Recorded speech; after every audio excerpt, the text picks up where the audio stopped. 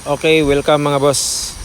So, natay kaunting tutorial sa inyo ngayon kung paano basahin ang ganitong marka. I-compare natin sa tunay na lugar. Itong bato na to, hindi to nagalaw at nalagyan lang to ng mga graba, pero hindi nagalaw tong bato. Malaki to at nakabaon. Ngayon, ito siya mga boss, paano siya hanapin compare to actual. Kung makita itong gilid na to sa drone natin, nakaharap tayo ngayon. Hinaharap natin yung bato nasa bandang west. At saka para matukoy, malaman kung paano siya hanapin, ganito lang. Tignan mo yung linya. I-align natin yung linya dito sa bato. Ito. At saka tignan yung compass. Ayan. Yung linya, ganyan, yan siya. Ayan. Tuwid at saka paliko. So, ibig sabihin, so, compare natin yan sa ilog or kalsada. So, ngayon, ito yung pinaka mabuti dito. Kasi ito yung kalsada, ay yung ilog dito ay tuwid at saka paliko. At yung prospect na deposito ay ito naman. Ito na dat na to. At saka tignan nyo dito sa gilid, sa bandang kaliwa yung compass. Makikita nyo. Nasa bandang northwest yung compass. So, balik tayo dito sa parte na to. Sa bandang west. Inaharap natin yung bato. Ito siya. Ayun, nandito siya sa southwest yung harap ng drone natin. So, hanapin natin to actual. Ganito lang. Sa straight nito, sa harap nito ay yung ilog. Ayan. Ilog at saka yung pangpang. Ito lang siya. Tapos andon sa inahan. Paakyat tayo. Para malaman niyo na legit at tunay. Paano i-compare at mahanap yung tunay na deposito sa dot na sinasabi ko. So sports mode lang natin para mabilis ang akyat. Sports mode. Saka pwede tayong atras. So hindi ko ginagalaw yung drone ko. Steady lang yung pagharap niya sa southwest. Ayan. Ayan siya mga boss.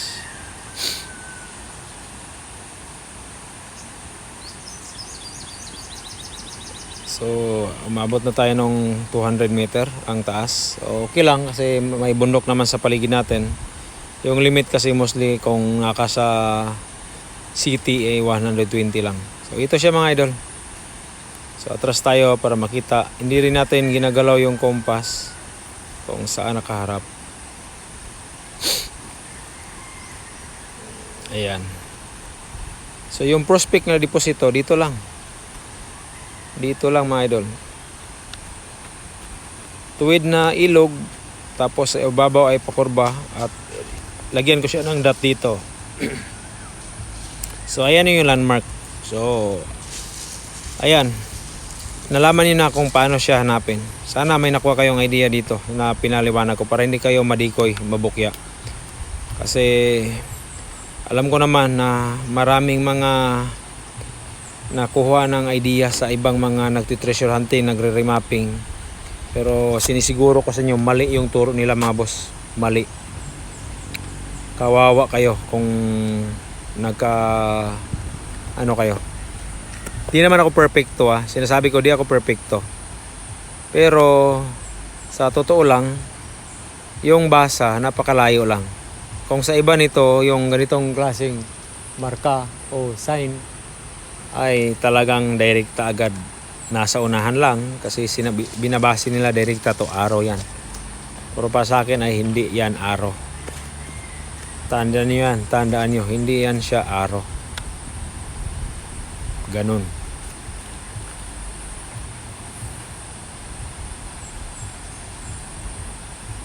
So matagal yung paglanding natin kasi mahangin yung ibabaw at saka mataas-taas yung lipad natin.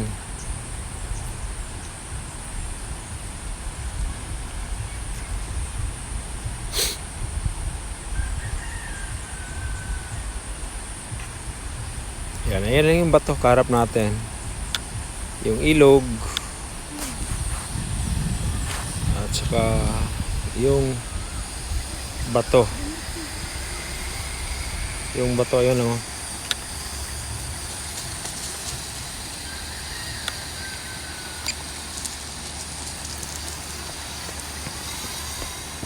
Ayan lang siya. Yung dot, ulitin ko, yung dot, deposito. Ayan lang. Maraming dot dyan, pero isa lang yung may pagkakaiba yan. Kasi kung dilalapitan mo yan, forma siyang triangle. At saka para siyang tao niyan, nakasimangot na tao. Ganun lang. Ganun lang yung pag-iintindi niyan, pag-iintindi. So, ibig sabihin, itong laki na bato na to ay mapa sa kabilang lupa. Ibig sabihin, landmark yung ilog na yan at saka yung deposito. Madali lang kung mapuntahan ito ng Hapon, relatives ng mga Hapon sa ngayon, wala na. Mabilis na nila matukoy kung saan yung tunay na deposito. Ganun na siya kabilis, ganun na siya kadali, di ba? Pag nakita nila yan, ituturo nila at lalaman nila kung saan talaga yung tunay na deposito. Ganun lang. Maraming salamat at God bless.